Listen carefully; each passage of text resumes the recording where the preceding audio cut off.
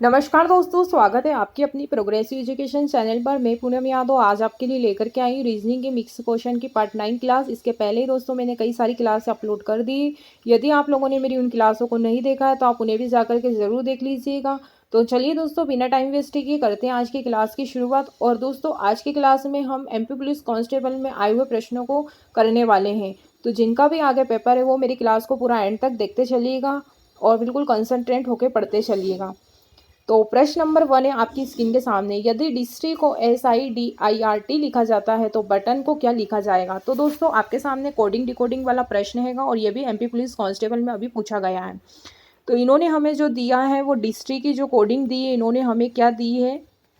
तो डिस्ट्रिक्ट की जो इन्होंने कोडिंग दी है हमें दी है SIDIRT।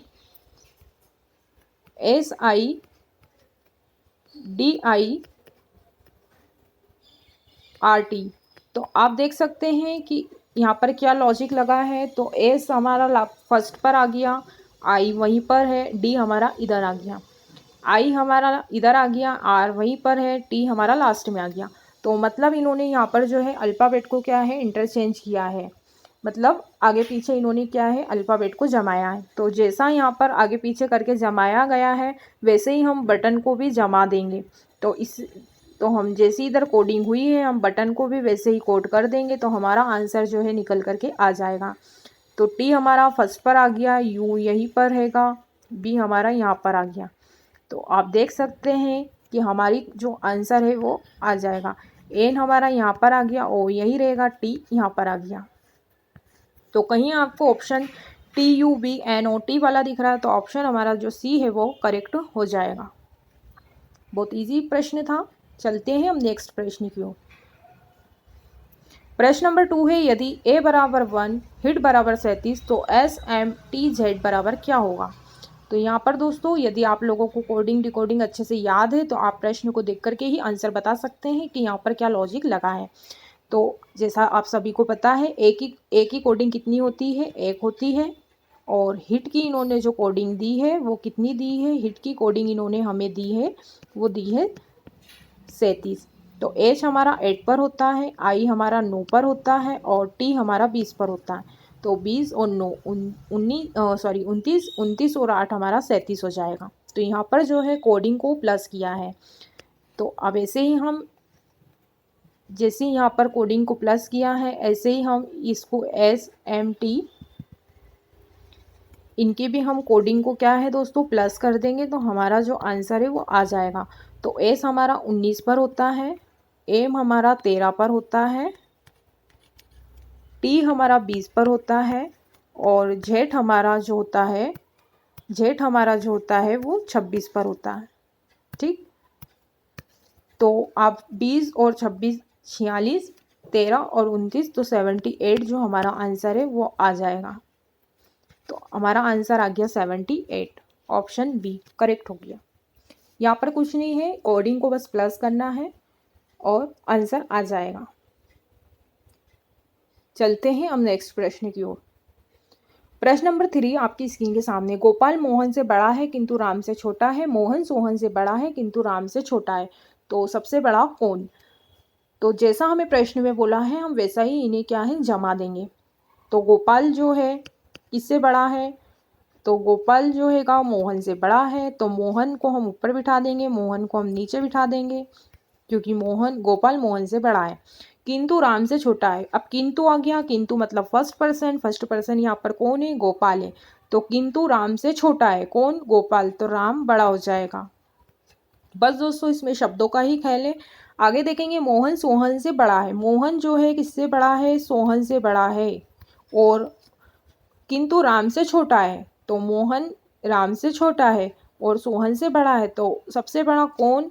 तो अब हमारा जो आंसर हो जाएगा जो सबसे ऊपर बैठा है वही सबसे बड़ा होगा। तो यहाँ पर ऑप्शन बी हमारा करेक्ट हो जाएगा। तो जैसा प्रश्न में बोला था हमने इनको वैसे ही जमा दिया तो हमारा आंसर आ गया राम बड़ा है। और दोस्तों ये सारे ही प्रश्न एमपी पुलिस कांस्टेबल में आए हुए और आई थिंक ये 20 तारीख को आए हुए प्रश्न है। तो जिनका भी आगे पेपर है वो मेरी क्लास को पूरा एंड तक देखिएगा। हो सकता है जो हम प्रश्न कर रहे हैं आपके पेपर में या आपकी शिफ्ट में ही वो प्रश्न देखने को मिल जाए। प्रश्न नंबर 4 है, यदि 2 गुणा 8 गुणा 5 बराबर 2 8 1 6 5 है तथा 7 गुणा 3 बराबर 7 3 2 1 3 है, तो इसी प्रकार 5 गुणा 7 गुणा 4 क्या होगा। तो दोस्तों ये एमपी पुलिस कांस्टेबल में अभी पूछा गया प्रश्न है और ये जो है नया प्रश्न हैगा। कई बच्चे इनको बड़े कंफ्यूज हो गए हैं कि इसको कैसे करना है। कई बच्चे तो मल्टीप्लाई ही करते रह गए और वो आंसर ही नहीं आया। तो देखते हैं हम इनमें क्या लॉजिक लगा है। तो हमको यहाँ पर दिया है 2 गुणा, इन्होंने यहाँ पर क्या दिया है 2 गुणा 8 गुणा 5, कितना दिया है इन्होंने 28165, राइट। आगे इन्होंने दिया है हमको 7 गुणा 3 गुणा 3, तो इसकी इन्होंने क्या दिया है 73213, ठीक 213। अब हमसे ये पूछा है 5 गुणा 7 गुणा 4 क्या होगा, 5 गुणा 7 गुणा 4 क्या होगा। तो आप देख सकते हैं यहाँ पर क्या लॉजिक लगा है, क्या इन्होंने किया है। तो दोस्तों सबसे पहले तो यहाँ पर देखिए इन्होंने 2 8 दिया है और यहाँ पर भी 2 8 है, मतलब जो शुरू के जो 2 अंक हैं उन्हें ऐसे के ऐसे यहाँ पर लिख दिया है, ठीक।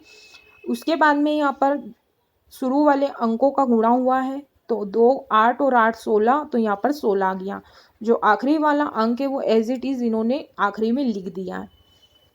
ऐसे ही इन्होंने 7 और 3 को शुरू में ऐसे के ऐसे ही लिख दिया है। फिर दोनों संख्याओं का मल्टीप्लाई कर दिया तो 7 या 21 होता है, तो 21 आ गया और आखिरी जो अंक है उसे एज इट इज़ लिख दिया है। ऐसे ही हम 5 और 7 को शुरू में लिख देंगे, तो 5 और 7 को हम ऐसे कैसे ही लिख देंगे, तो ये हमारा हो गया 5 और 7, ये हमने 5 और 7 लिख दिया है। फिर 7 और 5 का हम मल्टीप्लाई करेंगे तो 7 पंजा 35 होता है और 4 को हम क्या है एज इट इज़ लिख देंगे, तो 4 को हमने ऐसे कैसे लिख दिया। तो कहीं आपको ऑप्शन 5 7 3 5 4 वाला दिख रहा है, तो ऑप्शन सी हमारा जो है करेक्ट हो जाएगा। तो मैं उम्मीद करती हूँ ये आपको प्रश्न समझ में आया होगा। चलते हैं हम नेक्स्ट प्रश्न की ओर। यदि दोस्तों आप लोगों को क्लास अच्छी लग रही है तो लाइक भी करते चलिएगा और क्लास को शेयर भी कर दिया करिए, ताकि आपके संग संग में आपके मित्रों को भी कुछ नया सीखने को मिले। तो क्लास को शेयर भी कर दिया करो। प्रश्न नंबर 5 पे विषम संख्या याद करें। अब आपको 4 ऑप्शन दिए हैं और 4 ऑप्शन में से देखना है कि कौन सी संख्या विषम है। 3 संख्या एक समान है, बाकी जो इसमें से एक है वो भिन्न है, तो आपको वही फाइंड करना है कि कौन सी संख्या विषम है। तो दोस्तों यहाँ पर मैं डिफरेंस, सबसे पहले तो मैं डिफरेंस मेथड से चेक करूँगी कि क्या यहाँ पर डिफरेंस मेथड लग रही है। तो 12 और 25 का अंतर कितना होता है, 13 होता है। 12 और 25 का अंतर कितना होता है, तो वो 13 होता है। अब ऐसे ही हम आगे देखेंगे कि 29 और 14 में कितने का अंतर है, तो 29 और 14 में जो है 15 का अंतर है। तो यहाँ पर दोस्तों अंतर वाला मेथड नहीं लगेगी, क्योंकि यहाँ पर 13 का अंतर है या 15 का है, तो आगे और अलग अलग अंतर आएंगे, मतलब यहाँ पर जो डिफरेंस मेथड नहीं लगेगी। तो हम आगे देखेंगे कि यहाँ पर क्या लॉजिक लगा है। तो यहाँ पर आप देख सकते हैं 25, 12 से 25, 14 से 29, 24 से 49 और 15 से 32। तो ये जो है दोस्तों ये संख्या के पाड़े के आसपास ही दिख रही है। तो 12 का दुगना मैं करूँगी तो 12 का दुगना कितना होता है, तो दोस्तों 12 का दुगना 24 होता है और 24 में मैं जब एक प्लस कर दूँगी तो मेरे को 25 आ जाएगा। तो यहाँ पर जो है संख्या का दुगना करके 1 प्लस करना है। ऐसे ही 14 का दुगना कितना होता है, 28 होता है और 28 में मैं जब 1 प्लस कर दूँगी तो 29 आ जाएगा। तो यहाँ पर भी 29 है, यहाँ पर भी 25 आ गया। ऐसे ही आगे हम देखेंगे 24 का दुगना कितना होता है, तो 24 का दुगना होता है 48 और 48 में मैं जब 1 प्लस कर दूँगी तो मेरे कने आ जाएगा 49, ठीक। अब ऐसे ही 15 का दुगना कितना होता है, 15 का दुगना 30 होता है और 30 में मैं जब 1 प्लस करूँगी तो यहाँ पर तो 2 प्लस हुआ है, तो मतलब ये वाला जो ऑप्शन है हमारा यही क्या है, विषम है। क्योंकि आप देख सकते हैं सब में 1 1 प्लस हुआ है, दुगना करके 1 प्लस किया, लेकिन यहाँ पर दुगना करके 2 प्लस हुआ है, यहाँ पर भी 1 प्लस होना चाहिए था। तो यहाँ पर जो ऑप्शन हमारा सी है वो है विषम संख्या हो जाएगी। अब चलते हैं नेक्स्ट प्रश्न की ओर। प्रश्न नंबर 6 है आपकी स्क्रीन के सामने। 10 बजे से 10:35 के बीच मिनट की सुई कितने डिग्री का कोण बनाएगी। आपसे एंगल वाला प्रश्न पूछा है और 10 बज के कितने मिनट, 10 बजे से 10:35। ठीक, तो आपसे 10 बजे से 10:35 जो है मिनट की सुई कितने डिग्री का एंगल बनाएगी, आपसे ये पूछा है। तो आप देखिए 10 बजे से 10:35 तो दोनों में कितने मिनट का अंतर है, तो दोनों में जो है 35 मिनट का यहाँ पर अंतर है। कितने मिनट का अंतर है दोस्तों, 35 मिनट का यहाँ पर क्या है अंतर है, ये मिनट है, तो दोनों में 35 मिनट का अंतर है। और 1 मिनट में कितने डिग्री का कोण बनता है, तो 1 मिनट में जो है 6 डिग्री का कोण बनता है। तो 35 मिनट में हम 6 डिग्री का गुणा कर देंगे तो हमें जो है टोटल एंगल आ जाएगा। तो 35 × 6 210 होता है। तो यहाँ पर जो है कोण बनेगा, मिनट की सुई कितने डिग्री का कोण बनाएगी, तो 210 डिग्री का कोण बनाएगी। ऑप्शन सी हमारा करेक्ट हो जाएगा। अब आप ये सोचेंगे कि ये मिनट 6 मिनट कैसे आया, तो दोस्तों ये पूरी एक घड़ी है, एक घड़ी पूरी 360 डिग्री की होती है, इतना तो आप सभी को पता होगा। तो एक घड़ी हमारी 360 डिग्री की होती है और घंटे वाली सुई जब पूरा एक राउंड लेती है, तो वो कितना कवर करती है, 12 घंटे कवर करती है। और मिनट वाली जब सुई घूमती है तो मिनट वाली सुई भी एक बार में 60 मिनट क्या है कवर करती है। तो पूरी घड़ी 360 डिग्री की हमारी होती है ना, और ये 60 मिनट घूमती, तो एक मिनट में कितने डिग्री घूमेगी, तो 1 मिनट में वो 6 डिग्री घूमेगी। इसलिए 1 मिनट में 6 डिग्री का कोण बनेगा। तो 35 मिनट में 6 डिग्री, 1 मिनट में 6 डिग्री, तो 35 मिनट में 210 डिग्री का कोण बनेगा। तो मैं उम्मीद करती हूँ कि आपको ये प्रश्न समझ में आया होगा। चलते हैं हम नेक्स्ट प्रश्न की तरफ। प्रश्न नंबर 7 है आपकी स्क्रीन के सामने। विषम संख्या याद करें। आपको इसमें भी 4 ऑप्शन दिए, 4 ऑप्शन में से आपको विषम संख्या जो है फाइंड करनी है। तो दोस्तों यदि आपको स्क्वायर क्यूब पार्ट अच्छे से याद है तो आप संख्या को देख करके ही बता सकते हैं कि किसी न किसी स्क्वायर के क्या है संख्या आसपास है। तो देखते हैं कौन सी संख्या किसके स्क्वायर के आसपास है। तो 18 का स्क्वायर कितना होता है, 18 का स्क्वायर होता है 324। 18 का जो स्क्वायर होता है दोस्तों वो कितना होता है, वो 324 होता है। और इसमें क्या है 1 प्लस किया तो 325 आ गया। 196 14 का स्क्वायर होता है और 1 प्लस कर देंगे तो 197 आ जाएगा। ठीक, अब ऐसे ही 145 किसका स्क्वायर होता है, तो ये 12 का स्क्वायर 144 होता है। इसमें 1 प्लस कर दूंगी तो इसमें भी 145 आ जाएगा। अब 121 11 का स्क्वायर होता है और इसमें जब मैं 1 प्लस करूँगी तो यहाँ पर तो 122 आना चाहिए, लेकिन यहाँ तो 123, मतलब यहाँ पर 2 प्लस हुआ है। तो ये वाला जो ऑप्शन है हमारा यही क्या है विषम हो जाएगा। स्क्वायर करके 1 प्लस हुआ है, लेकिन यहाँ पर संख्या का स्क्वायर करके 2 प्लस हो रहा है, लेकिन सब में 1 प्लस हुआ है। तो ऑप्शन बी हमारा जो है विषम हो जाएगा। चलते हैं हम नेक्स्ट प्रश्न की ओर। प्रश्न नंबर 8 है आपकी स्क्रीन के सामने। एक दर्जी को कपड़े के रोल से 10 कमीज के बराबर टुकड़े काटने हैं। वह 1 मिनट में 45 कमीज के टुकड़े काट सकता है, तो 24 मिनट में वह कुल कितने कपड़ों के रोल काट सकता है। ये क्वेश्चन दोस्तों MP पटवारी में आया हुआ प्रश्न है। तो 10 टोटल हमें रोल है, 10 कमीज के बराबर टुकड़े काटने हैं। 1 मिनट में वो कितने टुकड़े कर रहा है, तो वो 1 मिनट में जो है वो 45 कमीज के टुकड़े करता है। ठीक है ना, तो 24 मिनट में वो कुल कितने कपड़ों के रोल काट सकता है। कुल बोला है दोस्तों कि 24 मिनट में कुल कितने कपड़ों के रोल काट सकता है। तो 1 मिनट में वो 45 कमीज के टुकड़े काट रहा है।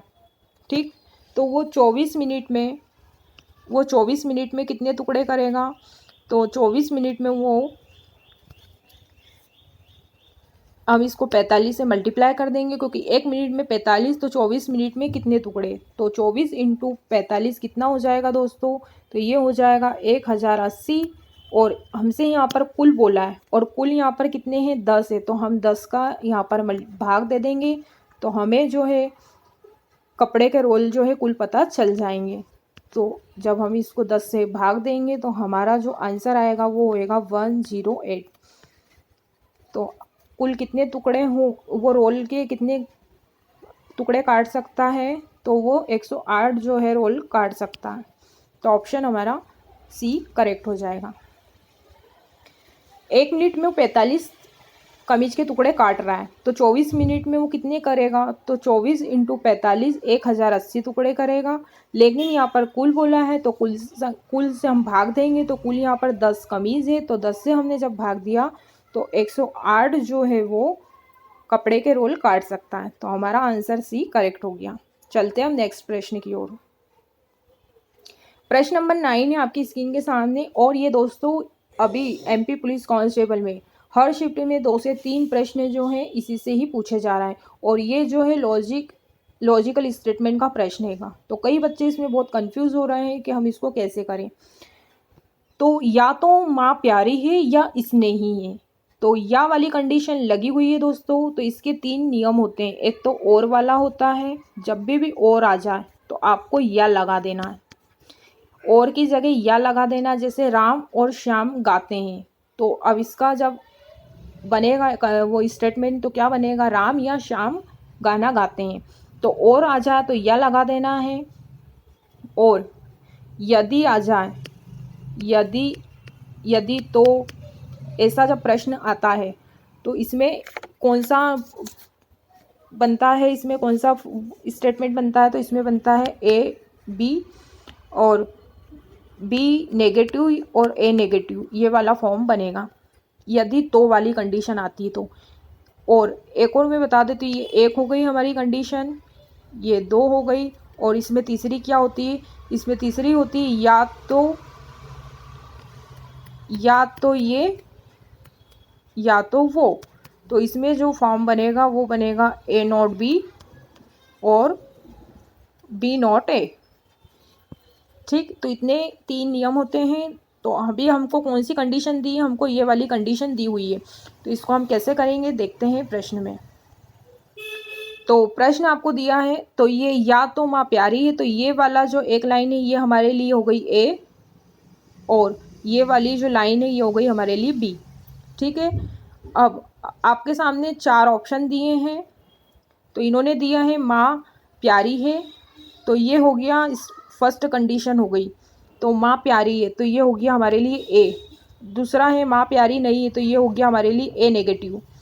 माँ स्नेही है तो ये हो गया बी, और माँ स्नेही नहीं है तो ये हमारे लिए हो गया बी नेगेटिव। ठीक, अब यहाँ पर या वाली कंडीशन लगी हुई है, तो इसमें कौन कौन से बनेंगे ऑप्शन? तो यहाँ पर बनेगा एक तो ए नॉट और बी, और एक बनेगा बी नॉट ए। ठीक, अब आप देखिए कि ए नॉट बी बनाते हैं। ए नॉट जब मैं बी बनाऊंगी तो ए नॉट बी, तो बी और बी और सी हो जाएगा। जब मैं ए नॉट बी वाला फॉर्म बनाऊंगी तो मेरे कने जो आंसर बनेगा वो बी सी वाला बनेगा। और यदि मैं बी नॉट ए बनाऊंगी तो बी नॉट ए बनेगा, तो डी ए हो जाएगा। इसके दोस्तों 2 फॉर्म बनेंगे। अब आपको ऑप्शन पर डिपेंड रहेगा कि आपको ऑप्शन में क्या दिया हुआ है। तो बी और सी ऑप्शन में दिया है क्या? तो बी सी वाला ऑप्शन नहीं दिया है। तो डी ए वाला ऑप्शन दिया है, तो डी ए वाला जो हमारा ऑप्शन है वो सी 3 करेक्ट हो जाएगा। तो यहाँ पर जो बन रहा है वो डी ए वाला फॉर्म बन रहा है। तो ऑप्शन हमारा C3 जो है वो करेक्ट हो जाएगा। तो उम्मीद करती हूँ दोस्तों आपको ये प्रश्न समझ में आया होगा। चलते हैं हम नेक्स्ट प्रश्न की तरफ। प्रश्न नंबर 10 आपकी स्क्रीन के सामने। एक विद्यार्थी ने जितने प्रश्न सही किए उससे 3 गुने गलत किए। यदि उसने कुल 76 प्रश्न हल किए तो उसने कितने प्रश्न सही हल किए? तो एक तरफ उसने गलत किए हैं, तो हमसे बोला है सही प्रश्न कितने उन्हें हल किए। तो दोस्तों एक तरफ हम लिखेंगे गलत कि उसने गलत कितने किए हैं और सही कितने किए हैं। तो इन्होंने बोला है कि सही प्रश्न किए उससे 3 गुने गलत किए। 3 गुने गलत किए मतलब इसने 1 किए हैं, तो इससे 3 गुने इनने क्या है गलत किए हैं। तो ये हमारा जो है अनुपात बन गया। ठीक, अब इन्होंने टोटल हमें प्रश्न दिए हैं कि टोटल जो प्रश्न है वो 76 है। तो आप अनुपात में देख सकते हैं अनुपात टोटल कितना है 4 है। ठीक, तो 76 प्रश्न हमें दिए हुए हैं टोटल, और टोटल अनुपात कितना है हमारे कने 4 है। तो हम एक की वैल्यू निकालेंगे। तो 4 एकम 4, चारों 8, 4 नवा 36। तो ये हमारा को जो है 1 का मान निकल करके आ गया। अब आपसे किसका पूछा है कि कितने प्रश्न सही किए। तो यहाँ पर आप देख सकते हैं कि अनुपात यहाँ पर 1 है, तो 19 का गुणा 1 में करेंगे तो 19 प्रश्न जो उसने सही किए हैं, और 19 का गुणा आप 3 से कर देंगे तो 19, 19 गुना 38, 19 या 57, 57 प्रश्न जो है उसने गलत किए। तो आपसे अभी किसका पूछा है, सही वाले का पूछा है, तो आंसर हमारा जो है ऑप्शन बी सही हो जाएगा। तो हमारा आंसर जो है 19 निकल करके आ जाएगा, क्योंकि इन्होंने गलत प्रश्न जो है सही प्रश्न से 3 गुने, तो 3 यदि गलत है तो 1 सही होगा। तो अनुपात टोटल 4 है, कुल प्रश्न इन्होंने हमको दिए हुए 76, तो कुल प्रश्न में हम कुल अनुपात का भाग देंगे तो हमें 1 का मान पता चल जाएगा। अब जिसका पूछा है उससे मल्टीप्लाई कर देंगे तो हमारा आंसर निकल करके आ जाएगा। तो दोस्तों आज के लिए बस इतना ही। जितने भी हमने आज 10 प्रश्न किए हैं, मैं उम्मीद करती हूँ कि आपको समझ में आई होगी क्लास आज की। तो दोस्तों यदि आप लोगों को क्लास अच्छी लगी हो तो हमें क्लास को लाइक ज़रूर करिएगा, और कमेंट बॉक्स में कमेंट्स करके ज़रूर बताइएगा कि आपको क्लास कैसी लगी। और यदि दोस्तों आप लोग हमारे चैनल पर नए जुड़े हैं तो चैनल को भी सब्सक्राइब कर ले, ताकि हमारे रोज़ की वीडियो का नोटिफिकेशन आपको मिलते रहें। तो चलिए दोस्तों आज के लिए बस इतना ही, मिलते हैं नेक्स्ट क्लास में। तब तक के लिए जय हिंद, जय भारत, धन्यवाद।